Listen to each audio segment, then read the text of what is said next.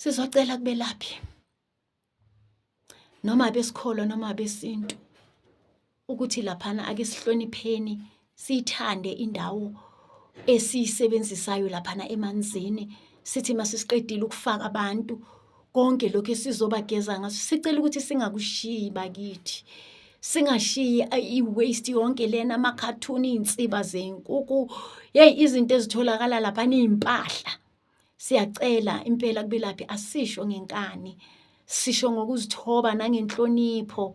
Siyacela nje ukuthi ake sidevelopheni lo mkhuba wokuthi masesiqedile ukusebenza sikushise, sibe nendawo la uzokushisela khona.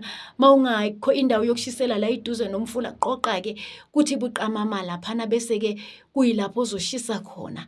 Kanti naphakathi kwamanzi khona iy'nsebenzo ezithi mezenziwa uzibone ukuthi lezi ingathi nje singalinda impela umfula uzugezeke, ngoba phela ukusebenza kwabantu akufani, akugxekwa lutho. Kodwa-ke Nkosi yami, ukulahlelwa kwey'nkukhu, amanaliti phakathi emanzini, hey Nkosi yami, siyacela ukuthi kulungile-ke mhlambe mawukwenza lokho kungekho abanye abantu wedwa, kodwa manje uyangifika laphana uyenza zonke lezi abalandeli bazongena kanjani?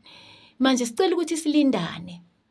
Angithi sinomoya sonke, sicela nje ukuthi silindane.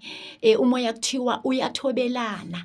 Sicela ukuthi silindane, umuntu asebenza qeda. Ungathi mawuthola umuntu ephakathi esebhizi phakathi naphakathi nokuthandaza, bese nawe uyafika lapho nebhakede lakho, lo muntu u-very close kuwe.